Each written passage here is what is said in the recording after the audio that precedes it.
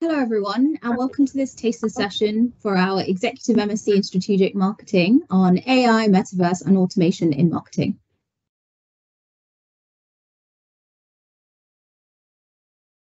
Matteo, do you mind just going to the next slide, please? Okay. Thank you. So my name is Lucky Singh, and I'm the Client Relationship Manager here at King's Business School, and I oversee the recruitment side of things for the Exec MSc in Strategic Marketing. Joining me today are my two colleagues, Dr. Matteo Montecchi, who is the Program Director for the Strategic Marketing MSc Program and is an Assistant Professor here at King's Business School in the Marketing Faculty.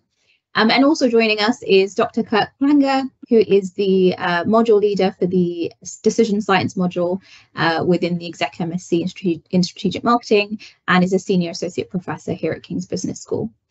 So we're going to hand over to Matteo and Kirk to kickstart the taster session.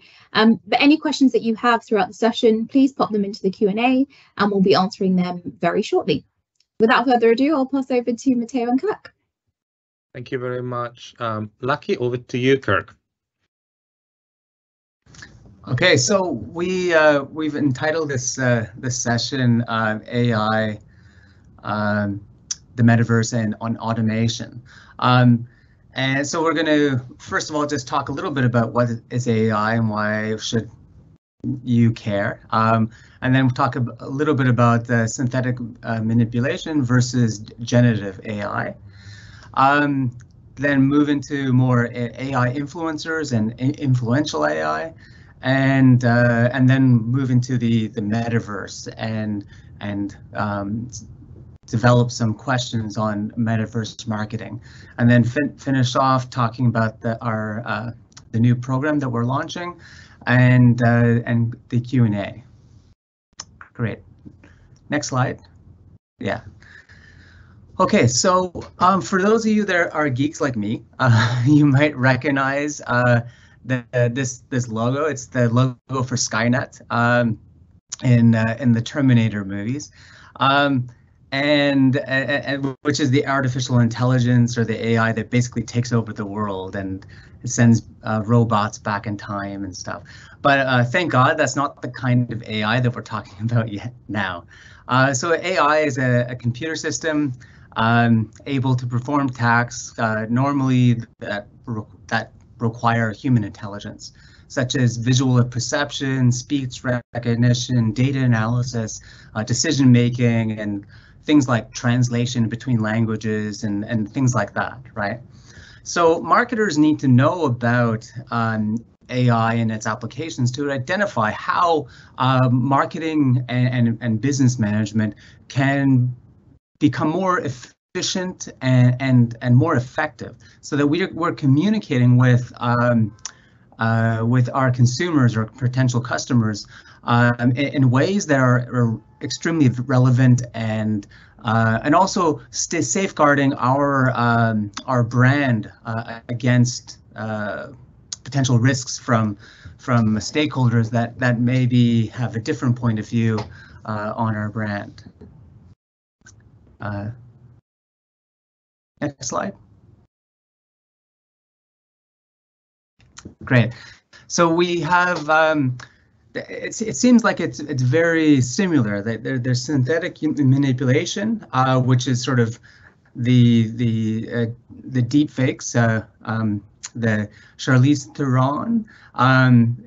It's a very famous Dior video or Dior commercial that was deep faked, and they put Mr. Bean's face onto Charisse, and yes, it is funny. It's a little bit shocking.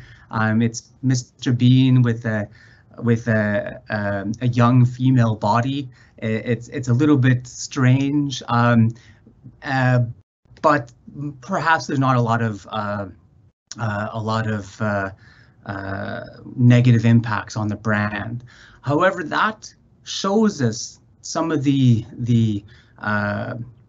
profound usefulness of using synthetic manipulation tools like deepfakes, so that you can create something that's looks extremely convincing and extremely,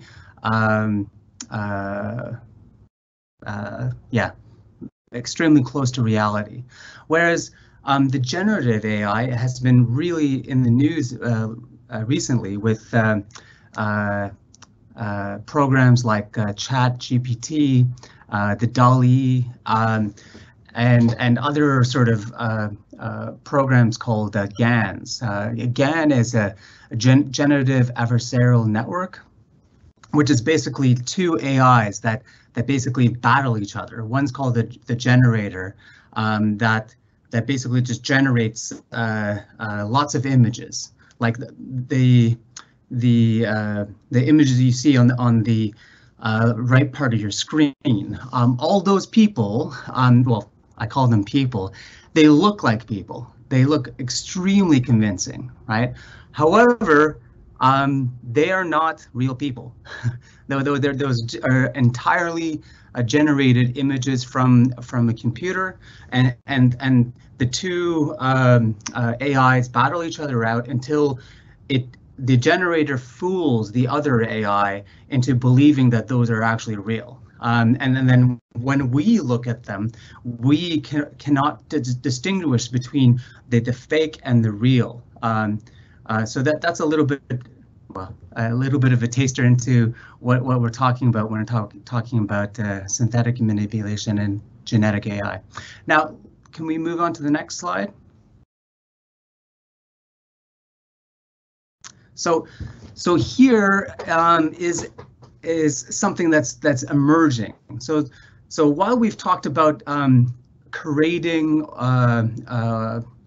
content that's convincing, the next level is actually creating influencers that are in fact AI. So these pictures on your screen are examples of little Michaela's feed on Instagram and other social media. And little Michaela came out a few years ago as a non-human. Her old content was even more convincing than some of these images that you're seeing right here. But she launched a music career. She's had collaborations with real humans. That the two images on the left are with two real life, I guess, flesh and blood influencers as well. And she's had many successful collaborations with big brands like Givenchy there and other big brands. So she's now, her brand is well, I say her because I've anthropomorphized her, but she's worth over 100 million pounds, and the potential is through the roof, because the one thing with the AI influencers is that you can control everything about them, right? So there's no secret tape or some sort of comment they said 15 years ago that will label them in a very poor light, considering some sort of social trend or something like that. So you can control pretty much everything about them. However, when we move into influential AI, which on the next page,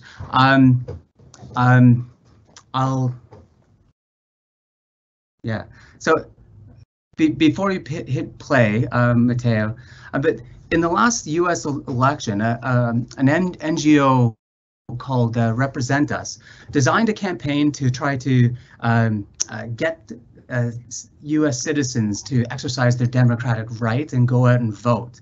And if you remember, there was a lot in this country as well. There was a lot of debate about whether foreign governments were coming in and manipulating the democratic process. So could we just watch this very short video, and then we'll talk about it. You blame me for interfering with your democracy, but I don't have to. You are doing it to yourselves. Polling stations are closing. You don't know who to trust. You are divided. There are strings we can pull, but we don't have to. You are pulling them for us.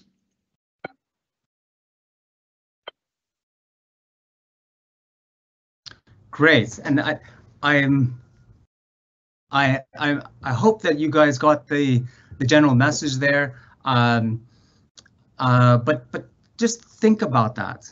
Okay, it wasn't a real video from everyone's favorite enemy, but it was delivered in a way that it made the average viewer think that maybe this is something that Vladimir Putin actually said. Of course, when I talk to people that actually know him, they say he doesn't speak English that well. But think about how effective that message was. And if you were a voter, sort of reflecting on whether to go out and vote or not, that sort of message would very much hone in on that decision and maybe hopefully compel you to go out and say, no, I'm not going to allow people to take away my democratic vote.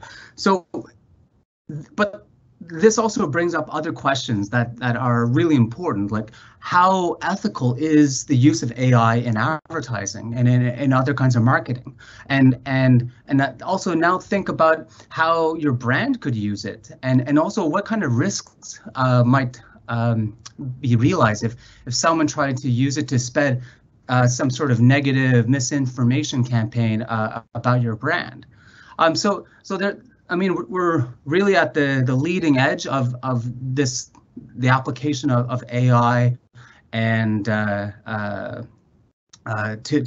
marketing, and we see so many interesting, funny, but also shocking advertisements like the one that we just saw. Okay, over to Matteo. Thank you very much, Kirk, for a very sort of inspiring sort of start. Now, what I would like to discuss with you, obviously, is the pervasive now, at least what we perceive as pervasive phenomenon of the metaverse, and kind of reflect on what are some of the implications for brands. So we can all agree that obviously as a marketing store in itself, as an entertainment platform, as you can see in this example here, this is a concert that Ariana Grande sort of gave on sort of inside the metaverse. So as an entertainment sort of environment that stems from obviously the gaming experience, the metaverse can offer some really interesting opportunities for brands. But what I'd like to explore with you today some of the interesting applications that are emerging, as well as talk about the difference between the metaverse and some of the digital products that are often associated with the metaverse, such as the NFTs, and also pose some questions to you, some key reflection points on some of the key issues that marketers might need to consider. So we see all sorts of interesting applications now. Obviously, one of the leading companies now operating within the space is Nike. They are sort of working on multiple projects involving the metaverse, from the construction of a full Nike metaverse world all the way down to purchasing a company that specializes in digital sneakers. So beyond the idea of obviously wanting to have a strong presence in the metaverse and make sure that you sort of are recognized one of the leading players, there is also a very clever market entry strategy. They know that a key demographic for them is Gen Alpha, so the the newest generation, sort of very digital kids were obviously starting to sort of become the consumers of tomorrow. They obviously purchase through their parents, but they have a major influence on purchasing decisions of the family as a decision-making unit. So for Nike, it's essential to basically be where these consumers are in this virtual world, in this gaming environment, to make sure that obviously when these consumers will have that full purchasing power, they'll buy the brand. And as I said, beyond that, obviously the brand building and brand experience element is extremely important, as in the case of Louis Vuitton, who created the brand created a sort of a digital game that was downloaded by millions of people to celebrate the, I think, 200-year anniversary of the company. So they developed a sort of a digital metaverse experience that has very much sort of an entertainment value. And another company that is experimenting within the space is Coca-Cola. They've launched all sorts of initiatives recently, a series of limited edition Coca-Cola flavors, one of which is called Starlight, and it gets you to imagine what it feel like if you could drink Coke in space. You can even have it in the light version, just in case we don't want to be too heavy as we're floating in space. And all these are sort of digital versions of the physical, the real world products that the sort of companies are considering. There are also some interesting applications in the B2B space. When we talk about the metaverse, we often focus on B2C. We often focus on some of the interesting and fun entertainment pieces, like the ones that I've just showed you. They've worked very well, but now primarily as a marketing story. But there are some very interesting, more sort of advanced application also in B2B.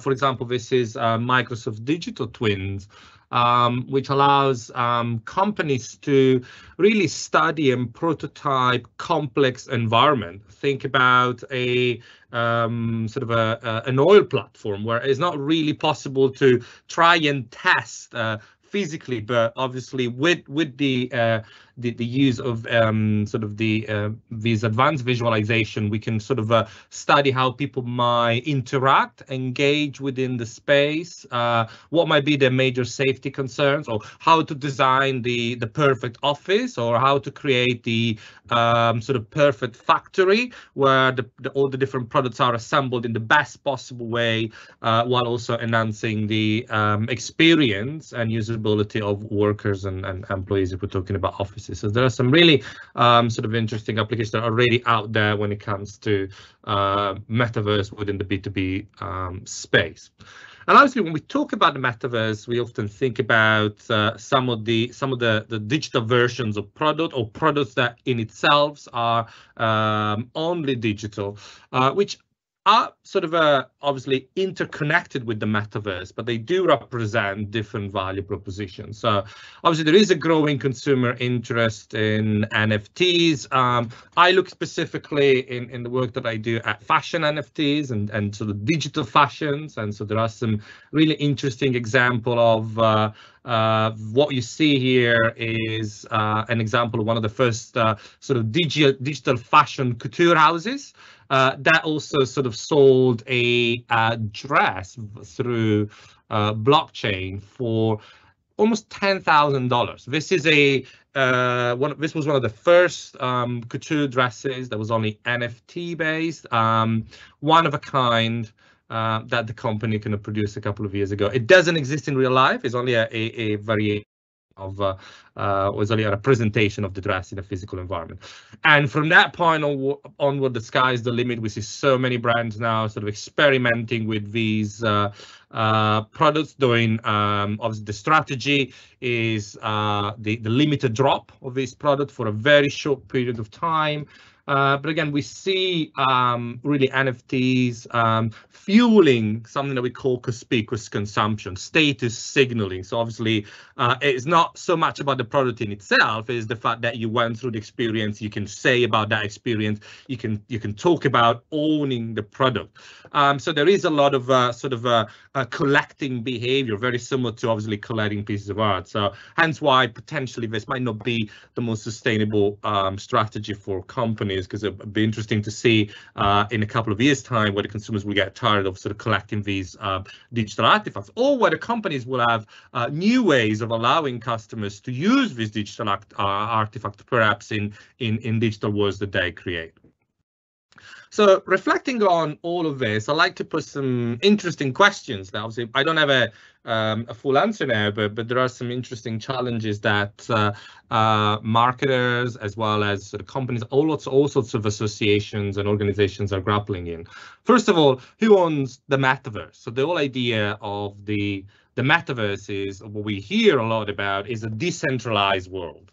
What does that mean? Obviously, if we kind of trace the evolution, Web 1.0, web as a window display, where companies were putting up websites that looked like brochure, no interaction. We as user could just go in and basically see. And then we moved into Web 2.0, that is encapsulated by the still social media phenomenon. Through social media, we can communicate with brand, but we can communicate between us. We can advertise, broadcast messages. So we as user, for the first time, can do what brands can do. So we can broadcast ideas and messages. And as we know, if these ideas and messages are picked up and go viral, we can have a huge following. And from that, the whole phenomenon of influencers, user-generated content, and so on and so forth. Obviously, within Web 2.0, although we have this impression of empowerment and the fact that also we can communicate, the platforms are still owned by major players. Think about Meta, think about all the major players that sort of own the major social media platforms. So the dream behind the metaverse, or the dream behind the metaverse infrastructure was, well, this is a completely decentralized entity. And that's the idea behind Web 3.0, which I would try to, I think it's pretty important to differentiate this from what we see now in terms of the metaverse, which is still very much, obviously there are some decentralized platforms, but there are also platforms that are becoming more and more proprietary, where brands are putting stakes on it, and to some extent sort of distracting from what was the original conception of the metaverse, this completely decentralized world that nobody owns, that is regulated by users. So it'd be interesting to see. Obviously, Web 3.0, it's still quite philosophical at the moment. The application is not there yet, but it'll be interesting to see how this will evolve. Will we end up in a situation where Meta, as they set out to do, basically by changing their name, will sort of own some of it, or will we go into a situation where actually the metaverse will be truly owned by users? So it'll be interesting to see how this important issue will unfold.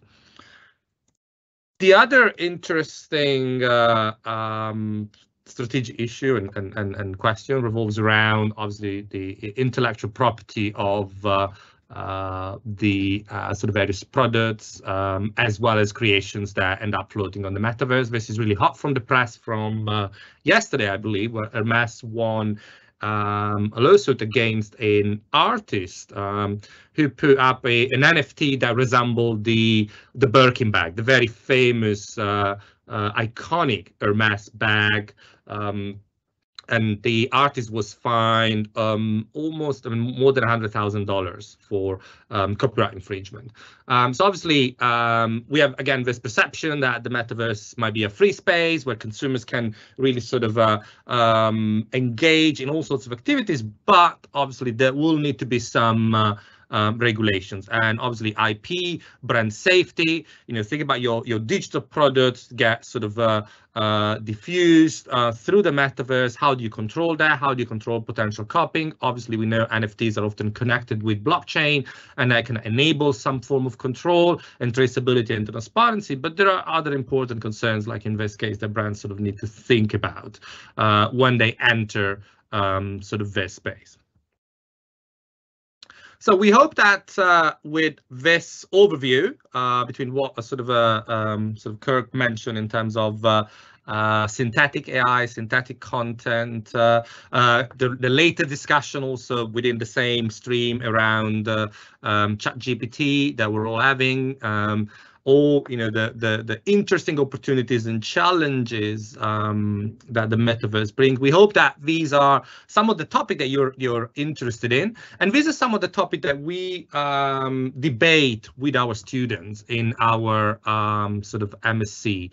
Our MSc in strategic marketing, as Kirk said, is a new program that we are launching this year, but it's an evolution actually of an existing program. We've been running our executive MSc in international marketing for a number of years here at King's very successfully, and these are some of the discussions that we continuously have. Both Kirk and I teach on that program, and we'll then continue to teach on the new program, and these are some of the discussions that we've had and we will continue to have with our students.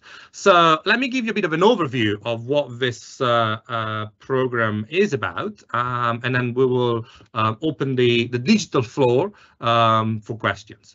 So first of all, why choosing this program? Well, it is, as I said, a program that is hosted within the King's Business School, within the executive education unit of King's Business School, builds on the success of our existing executive MSc, and really is designed to take that MSc to the next level. As a school, we are a center for excellence in terms of the teaching and the research that we do, and obviously by sort of studying here, you will get exposed to sort of a wide range of insights, both from the research that we do and the sort of the connections that we have with industry. It's a flexible program that we designed specifically for busy professionals.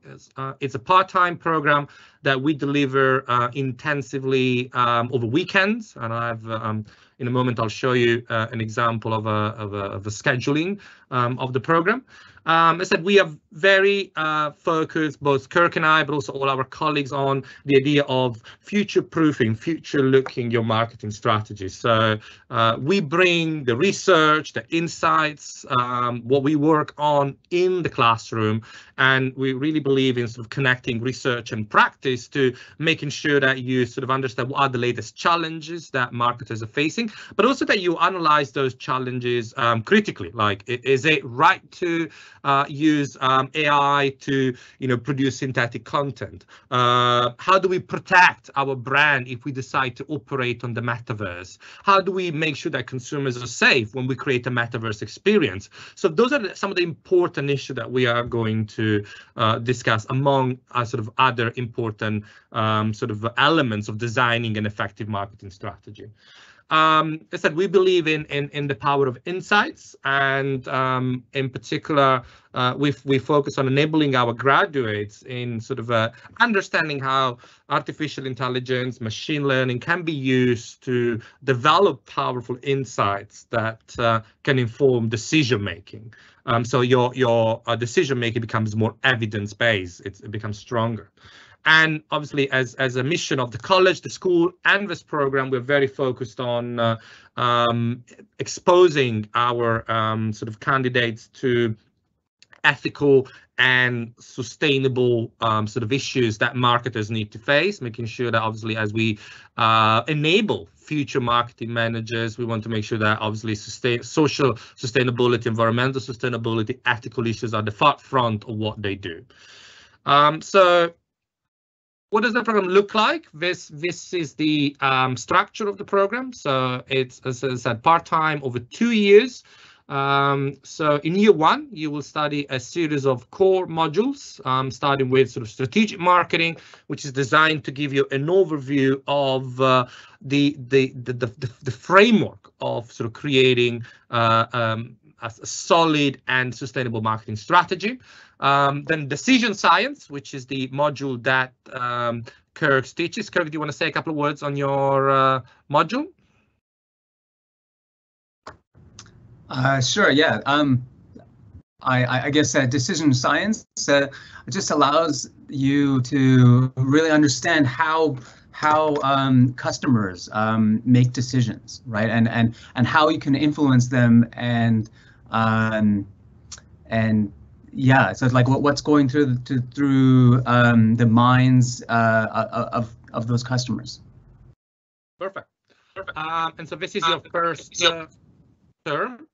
In your second term, leadership in marketing. Obviously, as the sort of future senior marketing managers, you'll be asked to manage not only or develop not only a strategy, but also manage resources, manage your team, interact with finance, for example, which I know it's a major issue for many marketing managers. So budgeting and creating a solid sort of budget for your sort of various projects and campaigns. So this module is really designed to enable you to understand these important issues, to understand how to be a successful marketing leader, for example, when you're managing a team that is increasingly more distributed, where some people are present on sites, that people are working remotely all over the world. How do you sort of make sure that the goals are achieved?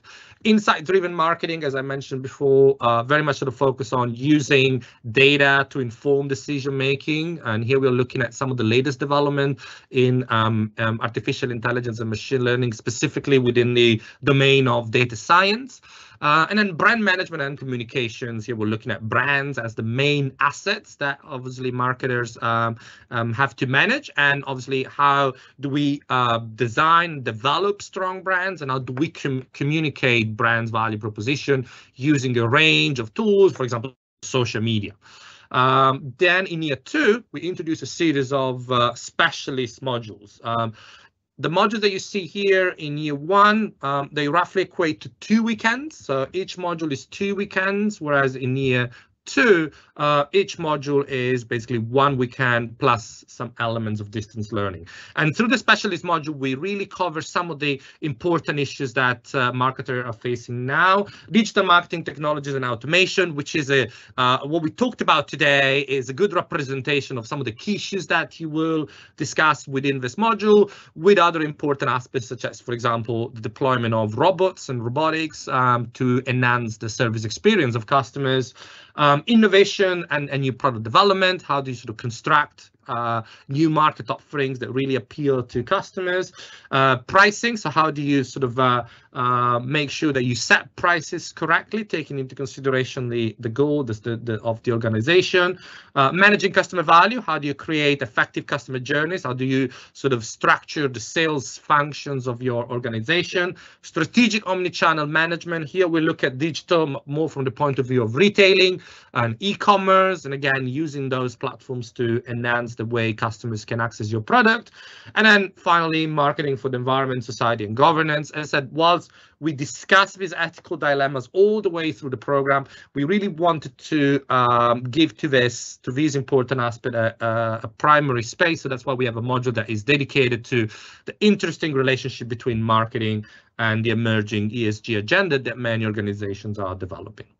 And then finally, your strategic marketing consultancy project. This is an applied project where you will have the opportunity to work either with your own organization or with other external organization to address an important strategic marketing issue and develop a consultancy idea for them. So this is what the program looks like. This is an indicative schedule. So in the period October to December in the first year, you should plan for about 4 weekends of on-campus teaching here in our central London campus. Same from January to March, and then April to May, we only do 2 weekends. In year 2, as I said, every specialist module is 1 weekend. Plus, we have some weekends that are dedicated to the consultancy project, which are more like bootcamp weekends. We looked at sort of consulting skills or how to create an effective sales pitch for your client and so on and so forth. And then from April to September, that's when you do your project work and sort of develop independently with your project in collaboration with a project advisor. So here are some of the, a bit of a summary of what I just said. So as I said, we deliver this program entirely over weekends with some elements of distance learning. So in year 1, you should expect around 10 weekends. In year 2, around 8 weekends. Plus we have some webinars during the week. The teaching schedule is generally Friday evening we start at 5:30 to 8:30, and then Saturday and Sunday. Obviously, there are lots of breaks, and our instructors, our lecturers are well aware of the complexity of managing your work, your life, and then coming to class. All the classes are structured to be interactive to make sure that you always sort of you can comfortably follow all the way throughout the day. We assess entirely through coursework. We decided years ago to get rid of formal exams. We don't believe that written exams are the best way to assess the work that you guys do. We really sort of focus on making sure that you are able to apply what we teach to the context of your own business, your own organization, and organization you aspire to work for.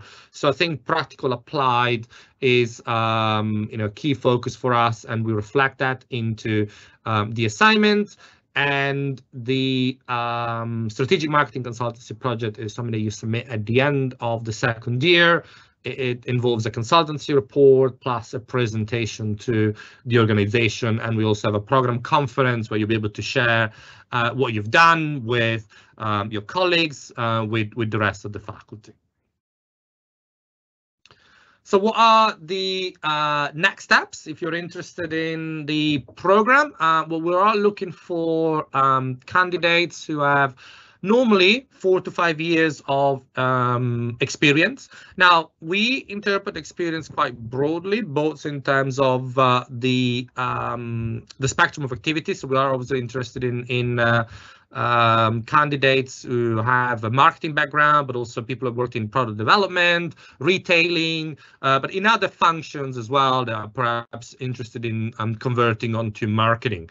The experience can be a mix of obviously your own self-employed. We know that nowadays, especially within the space, a lot of people have what we call portfolio careers. So you might have, spend some time working for a corporate organization and then develop your own business, work freelance. So obviously we take all of that into account. So don't be afraid to outline all of that.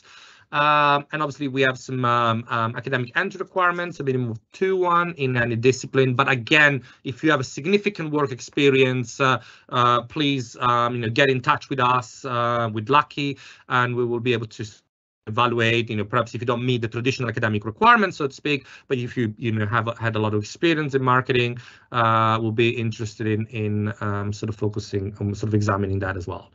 So you can see here the program fees, how to apply. So we have an application portal, and also my colleague Lucky here, very keen on sort of having conversations and providing additional information.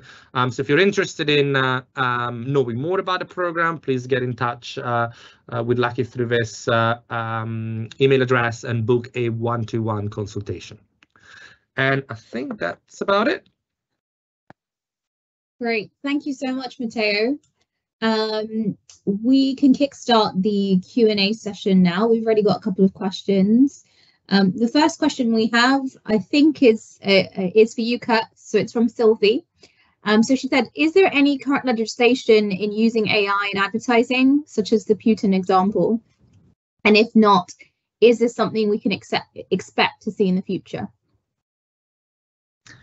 Yeah, unfortunately, the as it's normal, legislation and laws are rather slow, and technology is just moving at a very fast pace. So there are no specific rules or regulations on the application of AI in advertising or marketing. That being said, there are still regulations that control how advertisers present their claims and not being untruthful specifically about product or service claims. But I think that will change, whether it's a formal legislation or some sort of industry self-regulations, because these kind of applications are really just emerging right now, and as you can see with that Putin example, extremely effective, but also, I mean, kind of scary in a certain sense. If you can make anyone say anything in their own voice and with their own face, I mean, the world is about to change. Thanks, Kirk. So we have a question from Stuart, that's probably for you, Matteo, and he asks, in terms of the application and selection process, is this course more open to looking at candidates with work experience due to them most likely working in industry throughout the course? And Stuart said that his degree is from a while back, so about 15 years. So, you know, would you consider that outdated from an academic point of view? So absolutely. So this is an executive degree. So we are interested in particular in candidates with work experience. I said, well, obviously we have a formal requirement for an undergraduate qualification. We look at their profile holistically and we value in particular work experience. I wouldn't worry about your degree being outdated. We will sort of focus in particular on your work experience, what you can bring to the classroom. Thanks, Matteo. And Sylvie has a question, which is, will the course cover both B2C and B2B marketing / industries?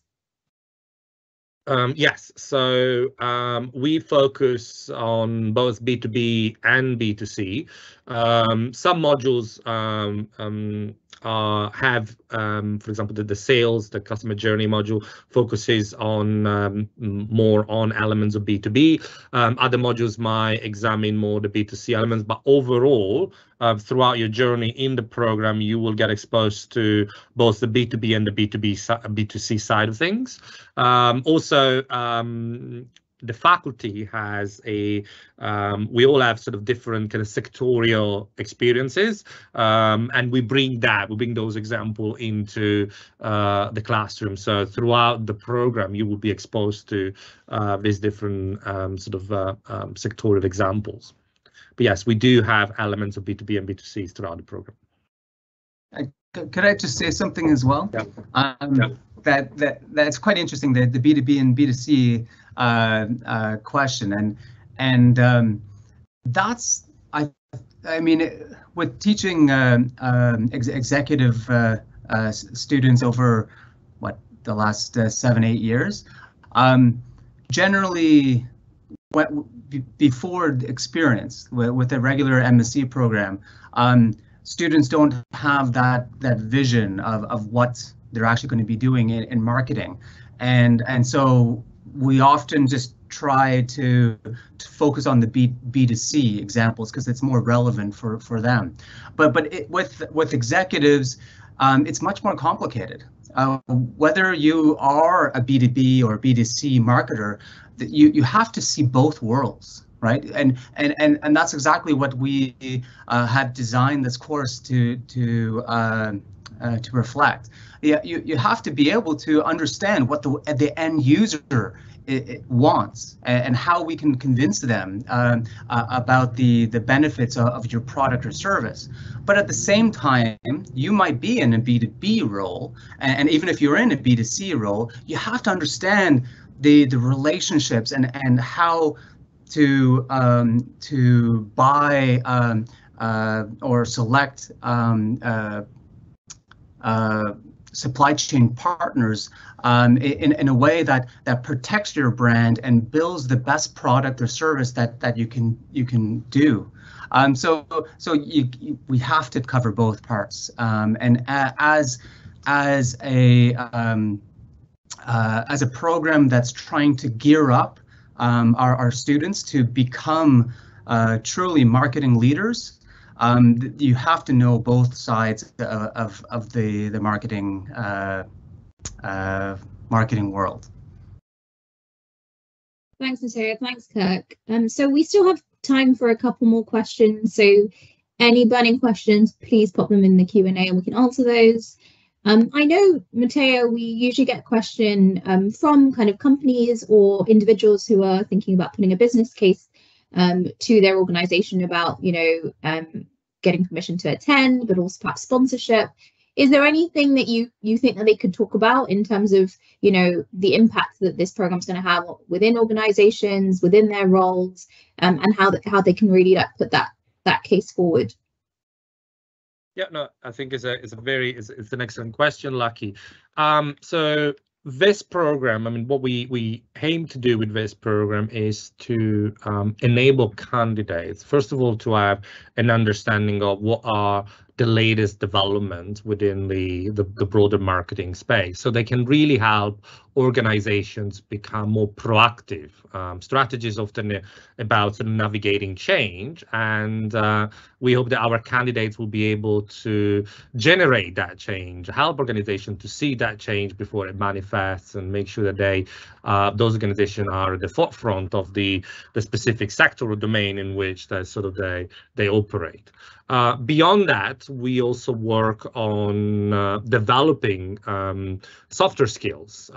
So, for example, the leadership module is absolutely instrumental to this. So, as an organization, you'll be interested in having people who can actually manage team, they can motivate team, they understand what are the complexities of being an effective leader in a world that is becoming increasingly more digital. So there are advantages both at sort of macro organizational level and also at more individual level of the sort of a meso level in terms of the team, and a more sort of individual level in terms of the individual that potential candidates can really talk about within this.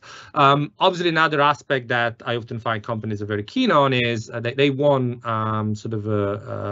they want managers, they want people who are skilled in sort of understanding data and understanding what you can do with data. And this is again something that we are sort of aiming to do within the program. We have a sort of a module that is dedicated to that enables candidates to really sort of understand what we can do with the power of artificial intelligence and machine learning, and how those insights can be used to inform effective decision making.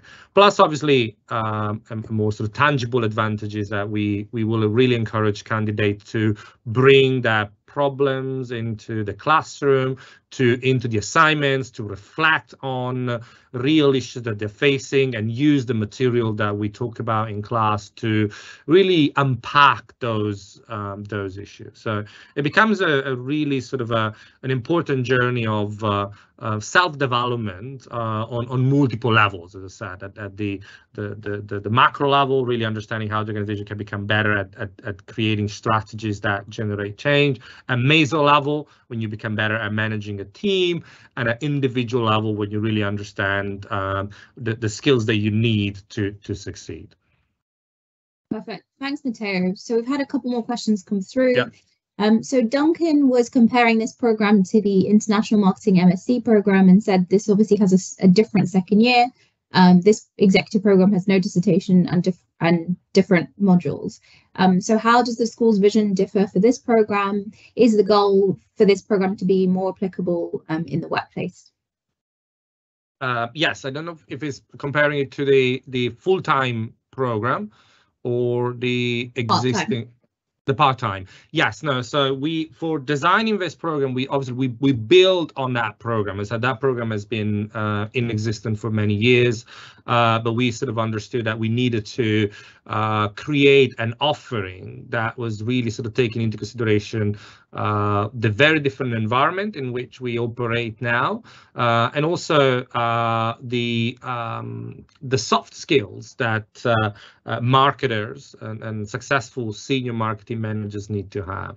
So we really wanted to incorporate and embed that into the program. And also, yes, we decided to move away from the more sort of traditional dissertation that has its value. I mean, and don't get me wrong, I think there is value in learning that. But we decided, given the time pressure that our sort of candidates have, the fact that they had to manage different commitments, and also the importance of, again, bringing what you learn into the workplace and the workplace into the classroom. We decided that an applied project in collaboration with a company or with your own company was the right way to go. Thanks, Matteo. So Irina has thanked us for the session and has asked, so she has work experience outside of the UK. You know, is this, you know, could this be a positive, or is this a positive influence on her application or a negative one? I would definitely say a positive. We are very international. We're a very international community, both in terms of staff, students, the cases that we look at. We really want to make this program open, international, inclusive, and that's our ethos throughout all the different courses that we teach. So I would definitely see that as a positive in an application process. Great, thank you. And Sylvia's asked, how many students will there be on this course? How big are the classes? Is there much kind of group work, etc.? Okay, so we aim for generally a class between 20 and 30. So that's the type of class size that we are going for, especially in the first year. Probably more towards the 20 side, because I think that's the type of experience that we like to offer to our students, and also we want to make sure that you know have access to faculty, to and we build a strong sense of community within the classroom. Yes, there is group work, in particular in the first year. It's always a smaller percentage compared to the individual work. So your grade in the module is primarily based on the individual work, but we tend to have around 30% that comes from working collaboratively, which again, we believe it's an important skill to have. And lots of the project that you do within an organization will involve multiple team members, multiple stakeholders. There's lots of coordination that needs to go, and so we want to bring that. There is an element of reflection, peer learning, and peer assessment when we do group work, which is also important in terms of obviously of professional development. Great, thanks, Matteo. And last question is on the consultancy project. So the question is, will the students need to find the cases by themselves, or will, you know, King's provide specific companies and case studies for them to work on? So if you are sort of referring to the classes, or what the taught component, we sort of select the cases. So we bring the cases to the classroom. These can be obviously teaching cases that have been sort of prepared specifically to unpack certain issues. So for example, this year in one of my classes, in another class, I did a case on Nike entering the Metaverse, and we unpacked that particular issue. But also the cases can be sort of live cases. For example, a company coming in and say, well, we have this problem. How do we solve it? How do we develop a strategy for launching a new product? Which, for example, that's what I did in my marketing strategy class for the current executive program. We had a very interesting agency coming in.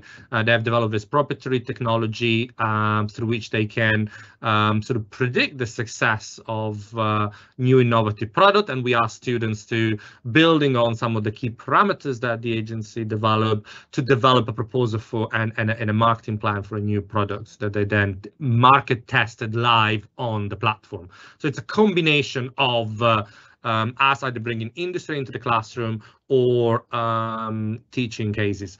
We also welcome suggestions, and that has happened in the past, that perhaps if you think, oh, this could be really interesting, you know, my organization has done this. Absolutely, that is part of the connection that we want to build with our executive candidates. For the final major project, it's a combination of, in the sense that we will allow students to work with their own organization and to basically supply a brief that basically is related to something that they do. We will also have some partner companies coming in, and then we will ask students to then pitch some ideas and some options on how they intend to solve a problem for them.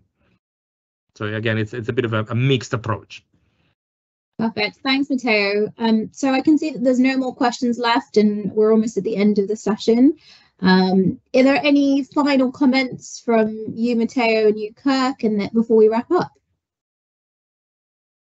Just to say, don't be afraid to submit an application if you think, even if you don't think that you might not have the right entry requirements, but you have had lots of work experience. If your work experience is international, that's absolutely fine. Don't be afraid to get in touch with me or with Lucky, book a one-to-one consultation, and yeah, we look forward to hearing from you.